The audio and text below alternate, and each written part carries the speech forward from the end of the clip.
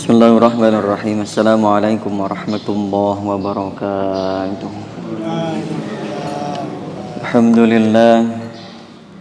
Alhamdulillahilladzi anzala as-sakinata fi qulubil mu'minin liyazdadu imanan ma'a imanihim. Allahumma shalli wa sallim ala sayyidina Muhammadin wa ala alihi wa sahbihi ajma'in.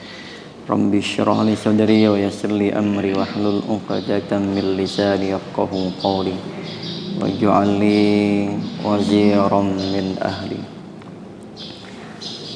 Qalat Aisyah radhiyallahu ta'ala anha kana Rasulullah sallallahu alaihi wasallam idza qama min al-lail iftataha salatahu qala Allahumma rabba Jibril wa Mikail wa Israfil fatir as-samawati wal ardi alimal ghaibi wasyahadati anta tahkumu baina ibadik fima kanu fihi yakhtalifun ahdini lima ikhtalafa fihi minal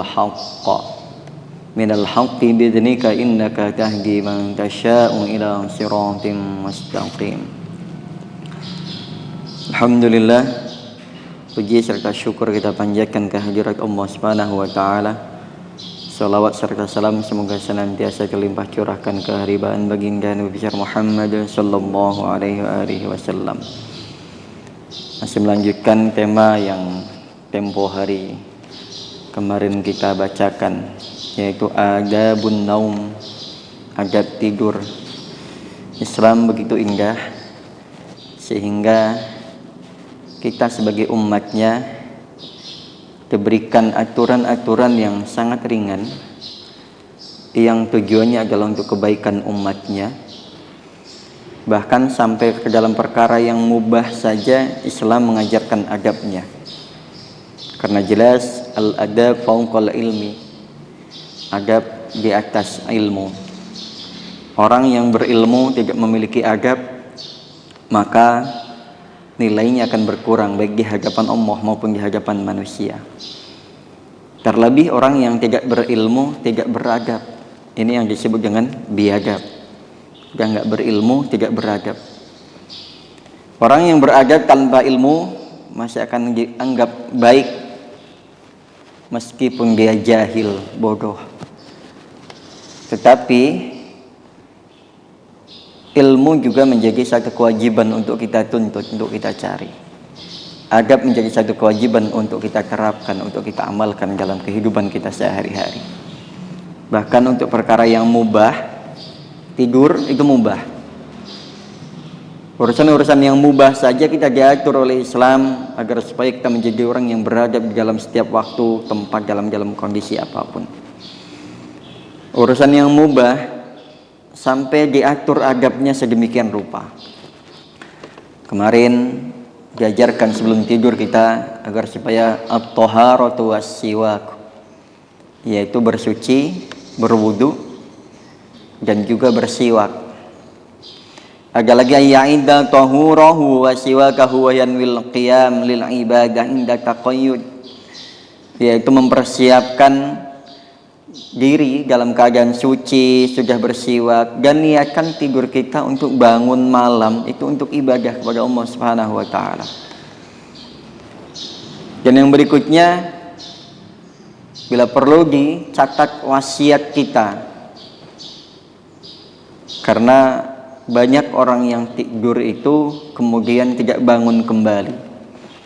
Ada yang tidur kemudian bangun tapi badannya pada pegel-pegel semuanya, hingga tidak bisa melakukan aktivitas berikutnya. Ada yang tidur dia sehat sekali, tapi dia tidak beribadah kepada Allah Subhanahu wa taala. Bisa jadi dia melanjutkan tidurnya kembali atau aktivitas duniawi yang lainnya, dan tidak dibarengi dengan aktivitas ukhrawi. Banyak macam-macamnya. Maka penting untuk sebelum tidur kita membuat satu wasiat yang tertulis dalam secari kertas, taruh di atas kepala kita. Karena banyak sekali orang yang tidur kemudian tidak bangun kembali, alias meninggal.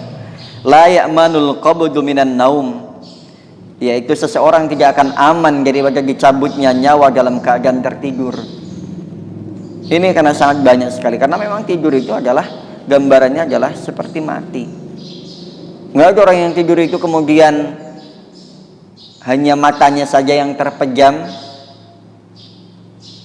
hatinya terjaga, apalagi orang awam model kita. Kalau Rasulullah ya,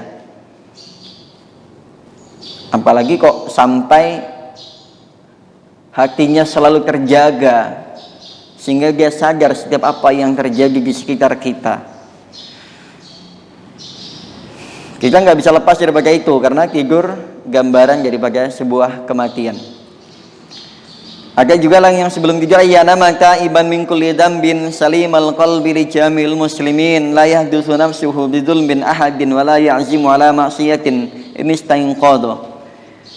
Jadi bertaubat dulu sebelum tidur, menyatakan diri bertaubat kepada Allah Subhanahu wa taala dari setiap dosa untuk menyelamatkan hati kita, agar supaya ketika kelak Allah cabut nyawa kita, baik dalam keadaan tidur yang itu ataupun yang berikutnya, hati kita selamat. Karena tidak ada orang yang datang kepada Allah diterima selain daripada orang yang selamat hatinya. Hatinya tulus, ikhlas, bersih. Nah, ini baru diterima oleh Allah Subhanahu wa taala. Jadi sebelum tidur dianjurkan untuk bertaubat. Sekurang-kurangnya membaca istighfar, membaca sholawat. Makanya Rasulullah berpesan kepada putrinya Fatimah, jangan sampai, di antara pesan-pesan yang kita ingat masih, jangan sampai kamu tidur sebelum menghatamkan Al-Quran, jangan sampai kamu tidur sebelum menyelesaikan haji dan umroh, jangan sampai kamu tidur sebelum kamu mendapatkan syafaat dari para nabi dan orang-orang muslimin, muslimat pada umumnya. Seberat itukah mau tidur? Ternyata memang Rasulullah adalah mengajarkan jangan sampai tidur sebelum menghatamkan Al-Quran. Sebelum tidur bacalah 3 kali surah Al-Ikhlas, membaca sholawat atas Nabi dan para nabi-nabi yang lainnya, dan juga orang-orang muslim pada umumnya, membaca kalimat tasbih agar supaya berpahala seperti pahalanya orang yang haji dan umroh. Luar biasa diajarkan sebelum tidur. Dari ayah yang baik mengajarkan kebijakan, kebaikan kepada putra-putrinya, bahkan sampai urusan tidur diajarkan kebaikan. Taiban min kulli dzambin salimal qalbi li jamil muslimin.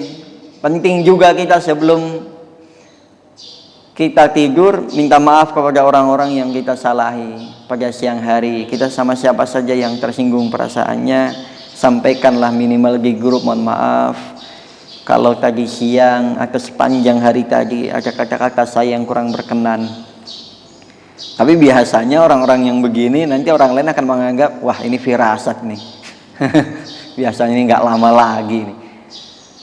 Karena belum biasa saja sehingga tampak asing.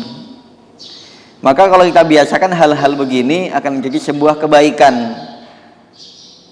Sekurang-kurangnya kalau kita sudah tidur terus kemudian nggak bangun lagi, kita sudah terbebas daripada dosa, kesalahan yang kita lakukan, karena kita sudah mendapatkan maaf daripada orang-orang yang kita salahi.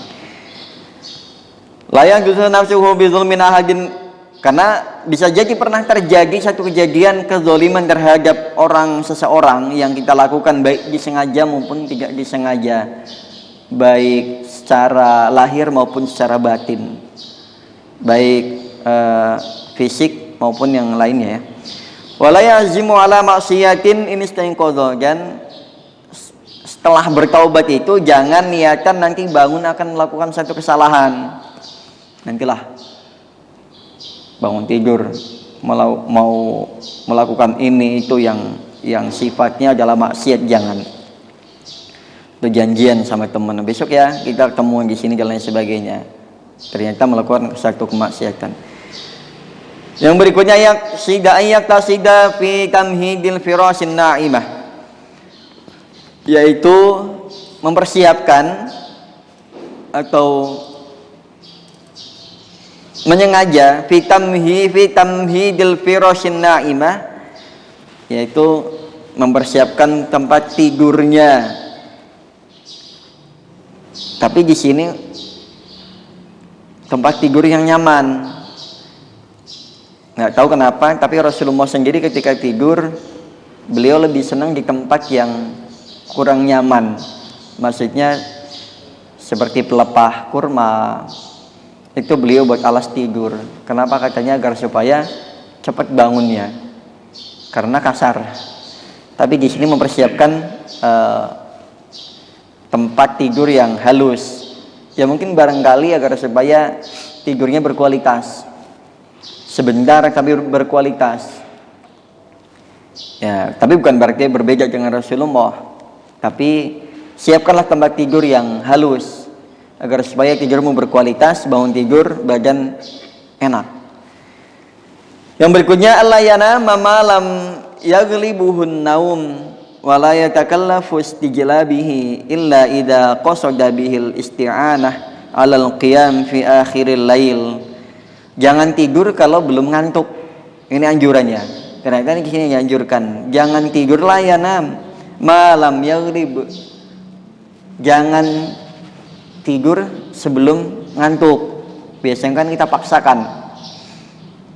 Kalau memang ada acara harus bangun tepat waktu, kok kita susah tidur, ya nggak boleh dipaksakan.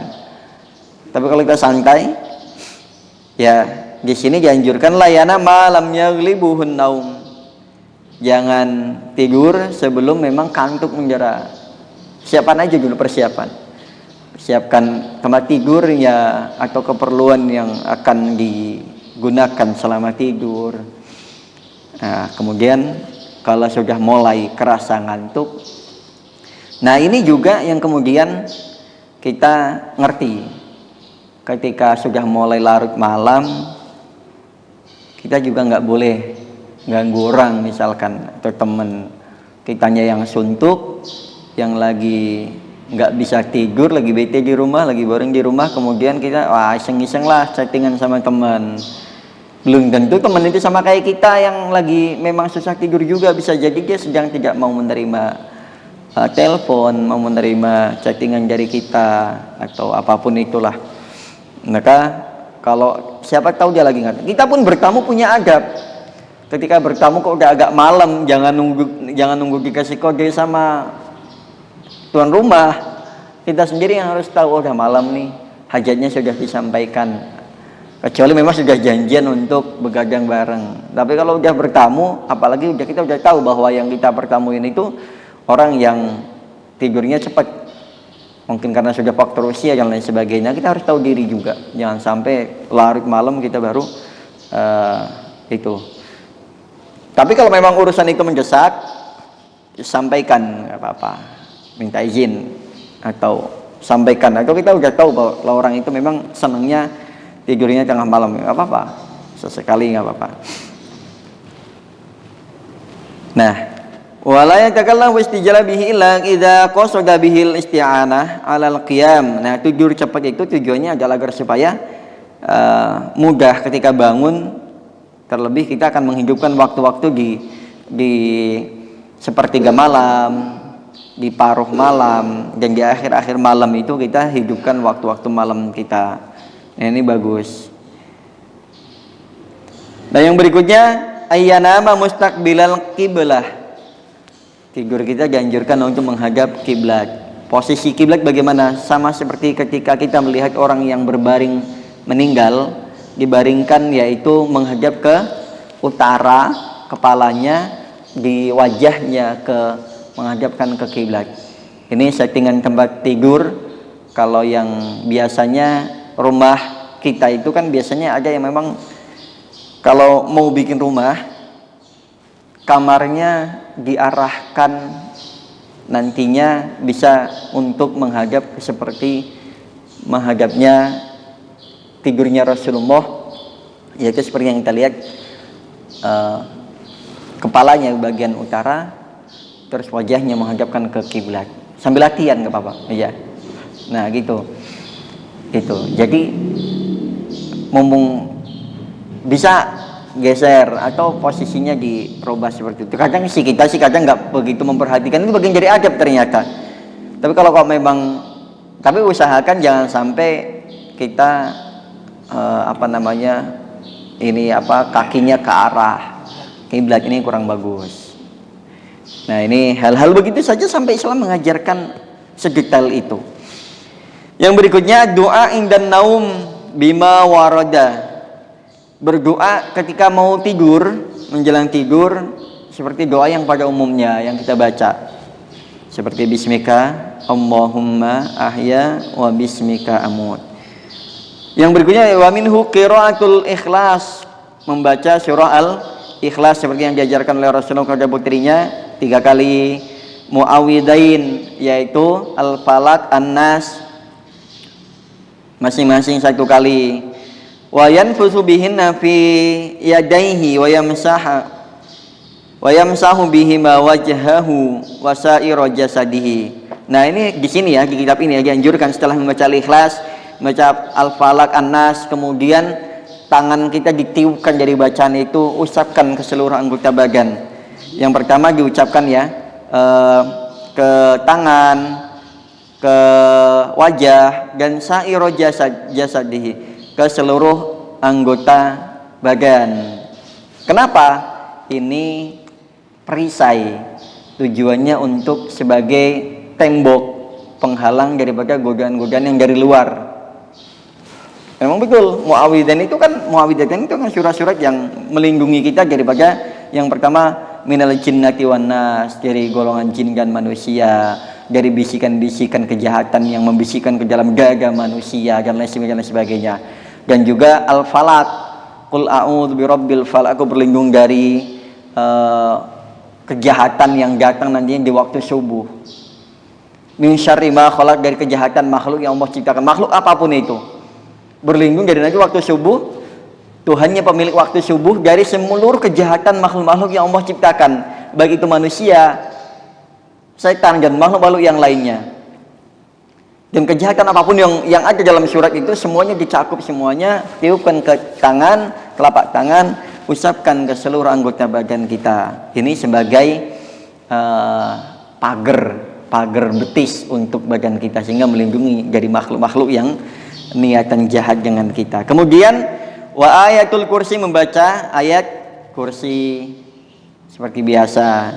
Wa tasbih salasan wa salasin, tasbih sebanyak 33 kali yang pahalanya seperti haji dan umroh. Wa tahmid, membaca tahmid alhamdulillah, tasbih subhanallah sebanyak 33 kali.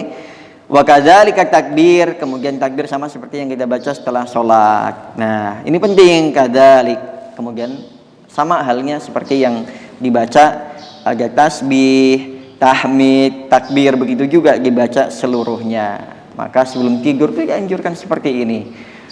Jadi poin-poin yang tadi kalau kita baca, rasanya tidur kita akan sangat berkualitas. Baik kualitas kita untuk diri kita, dan juga bahkan sampai dengan urusan akhirat kita. Dapatkan perlindungan dari Allah dari godaan setan-setan maupun jin, manusia, dan makhluk-makhluk yang Allah ciptakan. Nah, ini jamaah sekalian, ini belum selesai. Nanti masih ada kelanjutannya. Sementara pagi hari ini cukup sampai di sini pembahasan kita tentang adab tidur. Mudah-mudahan kita bisa mengamalkan. Ilmu itu yang terbaik adalah bukan banyaknya, tetapi yang diamalkan, meskipun itu sedikit. Bukan banyak-banyakan aja, tapi yang sedikit ilmu yang kita dapatkan kapanpun, dimanapun, terus kemudian kita amalkan, ini adalah ilmu yang berkualitas, ilmu yang manfaat. Subhanakallahumma wa bihamdika asyhadu an la ilaha illa anta astaghfiruka wa atubu ilaik. Wassalamualaikum warahmatullahi wabarakatuh.